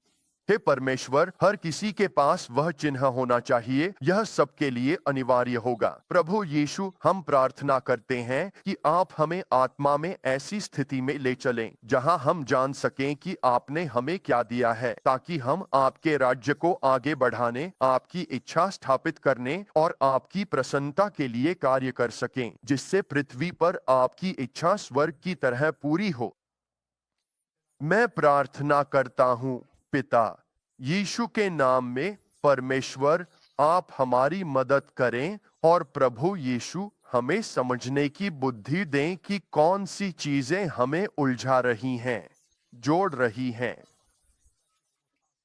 मैं प्रार्थना करता हूं कि आपके चुने हुए लोगों को धोखा देना असंभव हो, और यीशु के नाम में प्रार्थना करता हूं कि जो इस तकनीक के शीर्ष पर हैं, इसकी सीमाएं जानते हैं, वे अभी समस्याएं सुलझाने और उत्तर पाने की कोशिश कर रहे हैं। और मैं जानता हूं परमेश्वर, जैसे कोच इसे जटिल समस्याओं को हल करने के लिए रियल टाइम खेलों में, बास्केटबॉल, फुटबॉल या बेसबॉल में इस्तेमाल करते हैं, वे इन एनालिटिक्स का उपयोग कर रही हैं। सरकारें भी ऐसा कर रही हैं। मैं जानता हूं कि मरीन भी ऐसा कर रहे हैं। मैं जानता हूं कि डेल्टा फोर्स भी इसका इस्तेमाल कर रही है। मैं जानता हूं परमेश्वर कि यहाँ पूरे राजनीतिक ढांचे हैं, भू-राजनीतिक स्तर पर गणनाएं की जा रही हैं और वे यह पता लगाने की कोशिश कर रही हैं, यहाँ तक कि खाद्य स्रोत, अर्थव्यवस्थाएं और यह सब कुछ वे एआई का इस्तेमाल कर रहे हैं, जब तक एक समय नहीं आ जाता जब कोई आध्यात्मिक सत्ता इसमें प्रवेश करती है। बाइबल कहती है, पशु जीवन देगा। यह होगा, अजगर पशु को जीवन देगा। अजगर जीवन देगा। यह होने जा रहा है एक वास्तविक सत्ता जो एआई में काम करेगी। मैं प्रार्थना करता हूँ प्रभु यीशु के नाम में कि आप हमारी मदद करें। हे परमेश्वर, कि हमारे पास ऐसी बुद्धि हो जो किसी भी कंप्यूटर, एल्गोरिदम या स्वयं सीखने वाले उपकरण से अधिक हो। ऐसी बुद्धि जो आप अपनी कलीसिया को दें, ताकि वे आपकी इच्छा पूरी कर सकें और समस्याओं का समाधान कर सकें। और मैं प्रार्थना करता हूं प्रभु यीशु के नाम में कि ऐसा विश्वास आए कि एक दानिएल हो जहां एक व्यवस्थित विश्वसनीयता हो। पुरुषों और महिलाओं में परमेश्वर के लोगों के बीच एक व्यवस्थित विश्वसनीयता हो कि आप पूरी दुनिया में हर शहर में नेताओं को खड़ा करें। हे परमेश्वर, खासकर हमारी सबसे प्रभावशाली शहरों में जो पूरी दुनिया में हैं। हे परमेश्वर, जो राजाओं के बीच चलें। प्रभु यीशु, पृथ्वी के महान लोगों के बीच चलें, जो निर्णय लेने वालों के बीच चलें। हे परमेश्वर, और परमेश्वर की बुद्धि, स्वर्ग की नैतिकता, हे परमेश्वर, परमेश्वर की पवित्रता प्रकट हो, और वह भक्ति मनुष्यों के राज्यों में जो है, जो हम पूरा करना चाहते हैं, उसकी ठंडी गणनात्मक तर्कशीलता के बीच विरोधाभास होगी। मनुष्यों के राज्यों की प्रगति क्या है? हमारा एजेंडा, यही हम चाहते हैं। इसे कंप्यूटर में डालो और हमें वह पाने में मदद करो। यह तो बस जादू टोना है। हे भगवान, यह विद्रोह है। लेकिन मैं प्रभु से उन लोगों के लिए प्रार्थना करता हूं जो इसके खतरों को देखते हैं और इससे उत्पन्न खतरों को समझते हैं। मैं प्रार्थना करता हूं प्रभु यीशु के नाम में। आईएसओ डोरियाला, ओह बकाला काई, हमें फंसने न देना। हे भगवान, हमें फंसने न देना। हमें शत्रु के जाल से छुड़ा। मुझे नहीं पता कि यह बात मुझ पर इतनी भारी क्यों है या मैंने आज इस पर इतना समय क्यों दिया। मैं प्रार्थना करता हूँ प्रभु यीशु के नाम में कि आप अपने लोगों के लिए जो करना है करें। हमें अलौकिक वरदान दें, हे भगवान, जो किसी भी कंप्यूटर जनित तकनीक या किसी भी लाभ या अंतर्दृष्टि से कहीं अधिक महान हो। हमें मदद करें प्रभु यीशु कि हम, हे भगवान, ज्ञान और समझ, सूचना और विवेक के बीच अंतर जान सकें। और मैं प्रभु से प्रार्थना करता हूँ कि आप हमें स्पष्ट रूप से सुनने में सहायता करें। हमें आपकी आवाज स्पष्ट सुनने में मदद करें। यीशु के नाम में अपने हाथ ताली बजाओ, उसकी स्तुति करो। धन्यवाद यीशु, धन्यवाद यीशु। मैं एक प्रार्थना के साथ समाप्त करना चाहता हूं और मैंने कल पवित्र आत्मा में गहराई से महसूस किया। प्रभु ने यह मुझे दिया और उन्होंने कहा कि कुछ गहरी जड़ें वाली बातें थीं जो कोविड के समय से बची रह गई थीं, और कुछ ऐसी चीजें हैं जो हमारी उन्नत आत्मिक युद्ध में लगातार चलती आ रही हैं, जिससे पीटीएसडी जैसा प्रभाव पैदा हो गया है। हम आमतौर पर इसके बारे में केवल एक दृष्टिकोण से सोचते हैं, जैसे कि कोई आघात या शायद बचपन में किसी प्रकार का शोषण। शायद यह किसी गंभीर दुर्घटना से हुआ आघात है या जल जाने से, या शायद किसी ऐसी चीज से बच निकलना है जो आपको नष्ट करने, मारने के लिए थी। शायद आप किसी लंबी बीमारी से बाहर निकले हैं। शायद आपने नुकसान झेला है, बहुत सारा नुकसान, और वह आघातकारी हो सकता है। वहाँ एक बहुतायत है दवाइयों की जो लोग ले रहे हैं क्योंकि वे सामना करने की कोशिश कर रहे हैं, एंटीडिप्रेसेंट्स वगैरह, अलग अलग कारणों से। हम में से ज्यादातर लोग पीटीएसडी के बारे में युद्ध की बात करते हुए सबसे ज्यादा परिचित हैं। लोग जब घर लौटते हैं, वह, आप जानते हैं, इराक से या ड्यूटी के दौरान किसी टूर से लौटते हैं और उन्होंने अपनी ड्यूटी में ऐसी चीजें देखी हैं जो बहुत बहुत आघातकारी होती हैं। मैंने कई साल पहले एक पादरी के लिए प्रचार किया था जो वियतनाम युद्ध में थे। चर्च के बुजुर्गों ने कहा कि वह कभी कभी अचानक डिप्रेशन में चले जाते थे और उनके लिए प्रार्थना करनी पड़ती थी। वह उन चीजों के बारे में बात नहीं करते थे जो उन्होंने देखी या सुनी थीं, क्योंकि वे बहुत आघातकारी थीं। ये वही चीजें हैं जिनके बारे में हम सबसे ज्यादा बात करते हैं या सबसे ज्यादा सोचते हैं जब हम पीटीएसडी यानी पोस्ट ट्रॉमेटिक डिस्ट्रेस सिंड्रोम की बात करते हैं, जहां आप जानते हैं कोई आवाज या शोर या कुछ भी आपको अचानक ट्रिगर कर सकता है। हमने लोगों को इसके अलग अलग चरणों में देखा है। मेरा मानना है कि आत्मिक युद्ध का भी हमारे दिमाग पर असर पड़ सकता है। आप लंबे समय तक गहन आत्मिक युद्ध के दौर से गुजर सकते हैं, जहां लगातार प्रबल प्रार्थना, संघर्ष और एक के बाद एक चीजें होती रहती हैं, और आपको कभी पूरी तरह से आराम नहीं मिलता, और इसका आप पर असर पड़ सकता है। हम कोविड की तीव्रता से गुजरे और वह एक शारीरिक खतरा था, यह एक मानसिक खतरा था, भावनात्मक दबाव भी था, लेकिन साथ ही बहुत अधिक आत्मिक युद्ध भी था, और उस समय मैं हर दिन सक्रिय था। आप में से कई लोग इस बात से वाकिफ हैं। इसी दौरान आप प्रेयर नेशन से जुड़े थे। मैं हर दिन सक्रिय था और मैंने वह तनाव, वह दबाव महसूस किया। मैं अब परमेश्वर की तीव्रता महसूस कर रहा हूं। आत्मिक युद्ध को फिर से बढ़ाते हुए हमें एक ऐसे मौसम में ले जा रहे हैं जहां हम नया क्षेत्र लेने जा रहे हैं, और प्रभु मुझे दिखा रहे हैं कि कुछ चीजें अभी भी बाकी हैं। कि कोविड और 2025 के बीच हमने 2024 में बहुत आत्मिक युद्ध झेला।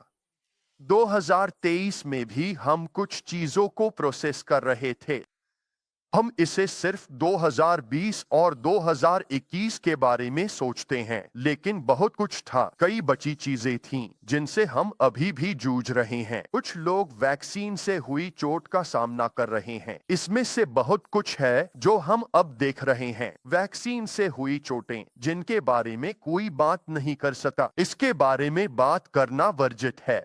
मैं अपनी चर्च या हमारे समुदाय के लोगों के कई उदाहरण दे सकता हूं जिन्हें कोविड वैक्सीन से चोट पहुंची है। इनमें से कुछ के लिए यह अनिवार्य था, उन्हें यह लगवानी ही पड़ी।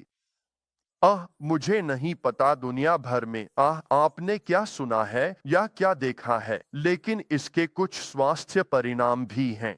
मुझे विश्वास है कि भगवान किसी भी बीमारी, किसी भी रोग, यहाँ तक कि वैक्सीन से हुई चोट से भी चंगा और मुक्त कर सकते हैं। लेकिन मैं यह भी मानता हूं कि इस प्रक्रिया में सिर्फ इम्यून सिस्टम को नुकसान नहीं होता, जैसा कि हम इस बहुत अनोखे प्रकार के अपने ही डीएनए को अपने कब्जे में लेने और उसमें घुसने के तरीके में देखते हैं। हमारा डीएनए उस तरह से छेड़छाड़ करने के लिए कि आपका शरीर बीमारियों के खिलाफ कैसे काम करता है, ताकि आपके इम्यून सिस्टम को हाईजैक किया जा सके। मुझे लगता है कि इन चीजों का एक आध्यात्मिक अपहरण भी हो सकता है, जहां आपके पास अब वह विवेक नहीं रहता, या आपके पास वह ताकत नहीं रहती, या आपके पास वह स्पष्टता नहीं रहती जो पहले थी, या आपके पास अब वह जिद नहीं रहती कि आप संघर्ष में बने रहें, या आप अब लंबे समय तक प्रार्थना नहीं कर पाते, या अब आपके अंदर उन जगहों पर जाने की इच्छा ही नहीं बची क्योंकि आपने बहुत मेहनत की, बहुत विश्वास किया या बहुत जोर से धक्का दिया। और जो अनुभूति आपको आत्मिक जगत से वापस मिली वह यह थी कि यह सब कुछ करने लायक नहीं था। जैसे भी मापे, नतीजा था, मुझे नहीं पता कि मैं फिर से कर सकता हूं या नहीं। यह लायक नहीं था। इसका कारण है कि आपने जो सहा उसका एक तरह का पीटीएसडी आपके अंदर है। ईश्वर चाहता है कि वह आपको उस सब आघात से, उस सारी से मुक्त करे और आपकी मदद करे कि आप अपने मन में, अपनी आत्मा में फिर से नया हो सकें। यह है इसका उत्तर। यह ऐसे होता है। तुम्हारे भीतर से जीवनदायिनी जल की नदियां बहेंगी। जब आप किसी लड़ाई में होते हैं तो आप खुद को बंद कर लेते हैं। जब आप आत्मिक युद्ध में होते हैं तो शैतान का विरोध करो और वह भाग जाएगा। तो यह एक प्रतिरोध है। प्रतिरोध यह दरवाजे बंद करने, दीवारें खड़ी करने और खाई में खड़े रहने जैसा है जब तक वह भर न जाए। यह बाड़ को मजबूत करने जैसा है। सतर्क रहना है। एक हाथ में कुदाल, दूसरे में तलवार, जैसे नहमायाह के समय जब फाटक स्थापित होते हैं और हम उन पर अधिकार करते हैं, तब हम नियंत्रित करते हैं कि क्या अंदर आएगा और क्या बाहर जाएगा। तो हम एक दरवाजा बंद करते हैं लेकिन दूसरा खोलते हैं। इसलिए हमें शत्रु के लिए बंद रहना है, लेकिन अपनी आत्मा में परमेश्वर के लिए खुले रहना है। और शत्रु यही चाहता है कि अगर वह हमें नष्ट नहीं कर सकता तो वह चाहता है कि हमारी सतर्कता हमें थका दे। यह वियतनाम युद्ध जैसा है। मुझे यह एहसास नहीं था कि वह 2 दशकों तक चला। किसी तरह मुझसे यह छूट गया कि वह 1955 से 1975 तक चला था, कि उत्तरी वियतनाम का हमला, उनका लक्ष्य, उनकी रणनीति, संयुक्त राज्य अमेरिका पर हमला करने की उनकी रणनीति यह थी, हम तुम्हें हार कर नहीं बल्कि हार न मानकर हराएंगे। अगर हम बस जिंदा रह सकें तो हम तुम्हें थका देंगे, इतना लंबा खींचेंगे कि तुम थक जाओगे। हम तुम्हें उस मुकाम तक ले जाएंगे जहां चाहे तुम्हारी सेना मजबूत हो। हम जंगलों में छिपे रहेंगे, तुम्हें नुकसान पहुंचाएंगे, अपनी सेना बढ़ाएंगे। उन्होंने 8 लाख सैनिक 1.5 लाख अमेरिकी सैनिकों के मुकाबले उतारे। हम मरेंगे, हम में से और भी लोग मरेंगे इससे पहले कि तुम जीत सको, और हम तुम्हें खत्म कर देंगे। हम तुम्हें इसी तरह खत्म कर देंगे, जड़ता के जरिए, थकावट के जरिए। और यही हुआ। आखिरकार हमने खुद को वियतनाम से बाहर निकाला। हम बस नुकसान बहुत ज्यादा हो गए थे। मुझे लगता है कि दुश्मन कभी कभी हमारे साथ भी ऐसी ही रणनीति अपनाने की कोशिश करता है, ताकि हमें ऐसा महसूस हो, ठीक है हम तुम्हारे खिलाफ हैं, लेकिन हमें लगा था कि लड़ाई अब तक खत्म हो चुकी होगी, अब तक हम जीत चुके होंगे। और यह एक प्रधानता का स्थान दूसरे प्रधानता ने ले लिया, क्योंकि हमारे पास इतनी मदद थी। तो हाँ, हमने वह लड़ाई जीत ली। फिर एक और मदद आ गई। हमने इस अंधकार को पीछे धकेला था, लेकिन किसी और ने इसे वापस ले आया। तो यहाँ कुछ होना चाहिए। हमारे लिए सच में जीतने और विजय तथा स्वतंत्रता में चलने के लिए हमें केवल वही करना है जो परमेश्वर हमें करने को कहता है, और उससे अधिक कुछ नहीं। और हमें अपनी आत्मा को खुला रखना होगा।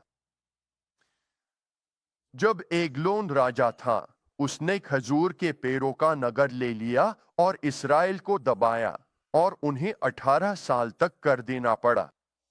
परमेश्वर ने किसे उठाया था इस मोटे आदमी को हराने के लिए, जिसने यरीहो के खजूर के पेड़ों के नगर पर कब्जा कर लिया था? उन्होंने इसे कैसे पार किया?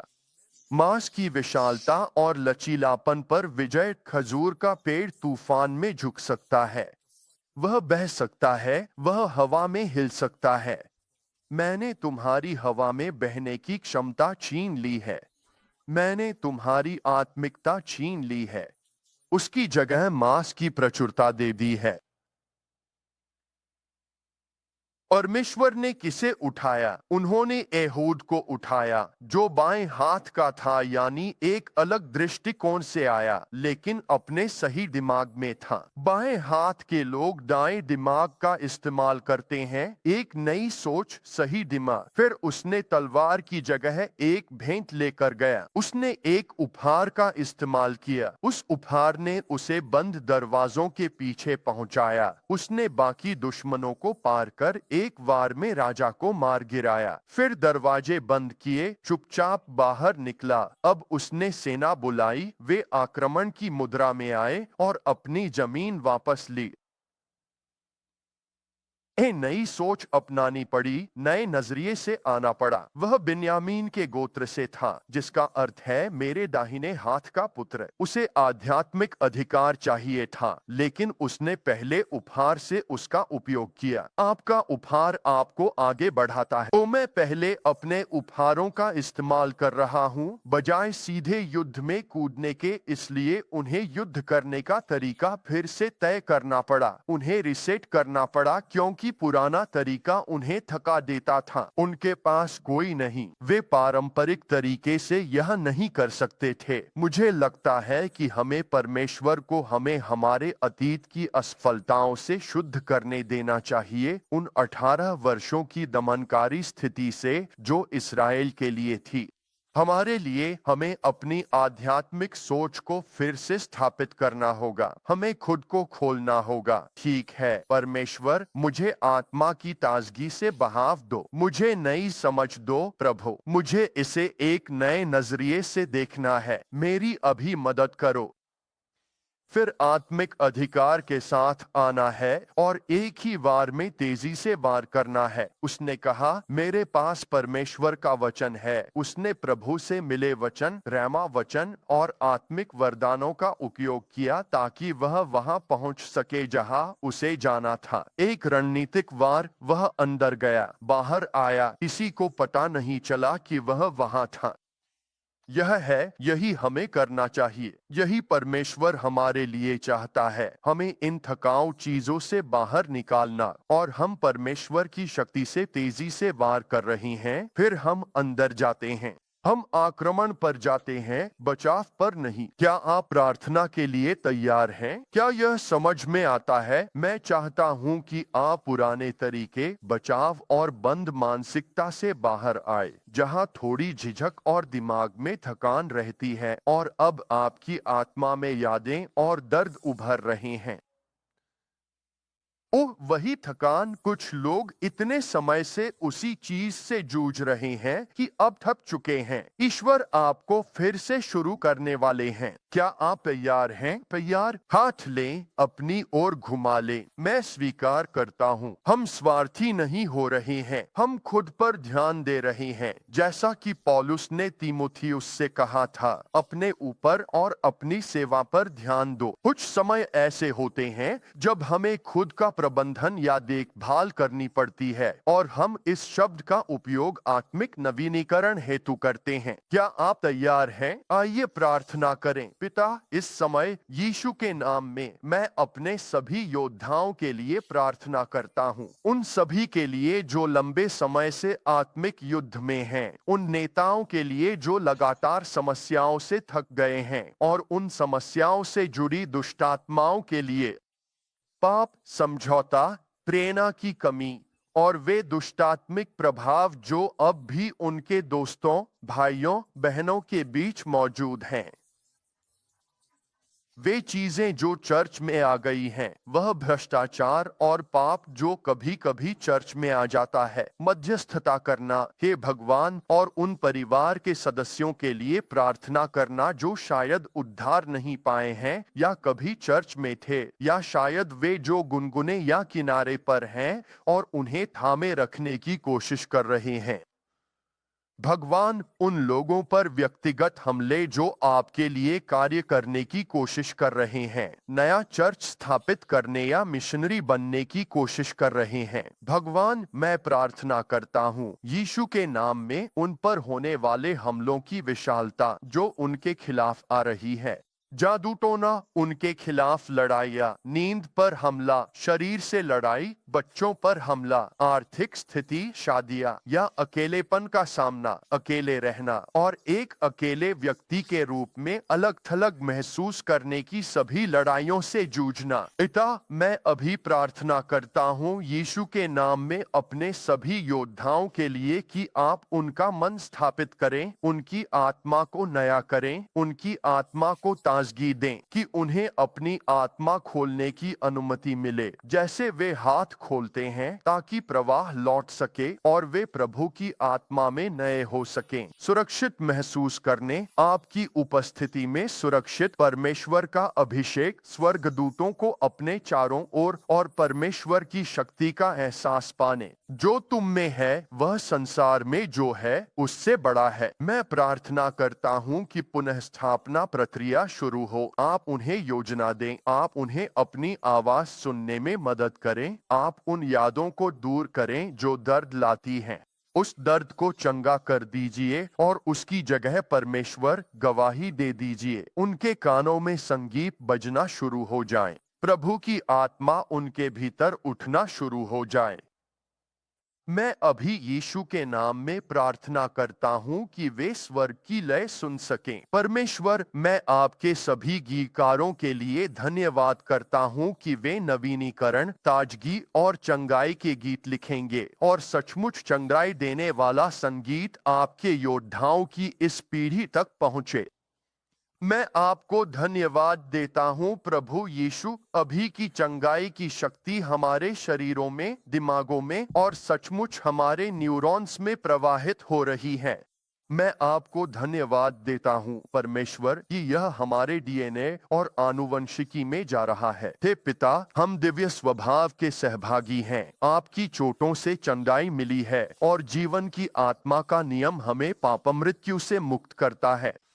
ए मेरे परमपिता परमेश्वर, मैं आपके प्रति अपनी गहरी कृतज्ञता और धन्यवाद प्रकट करता हूँ। आपने मुझे जीवन, प्रेम और सुरक्षा प्रदान की है, जिसके लिए मैं हृदय से आभारी हूँ। आपके मार्गदर्शन और आशीर्वाद के बिना मैं कुछ भी नहीं हूँ। आज इस क्षण में मैं विशेष रूप से आपके प्रति अपना धन्यवाद प्रकट करता हूँ, क्योंकि आपने मुझे हर परिस्थिति में संभाला है और मुझे आगे बढ़ने की शक्ति दी है। मैं आपके प्रेम और दया के लिए सदा आभारी रहूंगा। धन्यवाद पिता, अभी और हमेशा।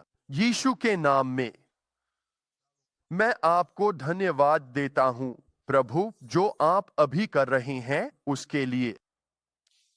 उन लोगों के लिए जो शत्रुतापूर्ण वातावरण में रहे हैं, जो ऐसे स्थानों पर रहे हैं जहां मजबूत ईसाई धर्म गठबंधन या कोई मजबूत गढ़ नहीं रहा है, जहां बहुत सारी अन्य विरोधी शक्तियां, धर्मनिरपेक्ष या दुष्टात्माएं या बुराई या दुष्टता की अधिकता रही है, या ऐसी संस्कृतियों में रही हैं जहां अन्य धर्म प्रमुख हैं। पिता, मैं यीशु के नाम में प्रार्थना करता हूं कि आप बस नीचे आ जाएं, रणनीतियां और योजनाएं, नवीनीकरण और आनंद लेकर आए, यीशु के नाम में। यीशु के नाम में मैं उन दो सेल्समैन के बारे में सोच रहा हूं। उनमें से एक सेल्समैन एक विकासशील देश में जाता है और वह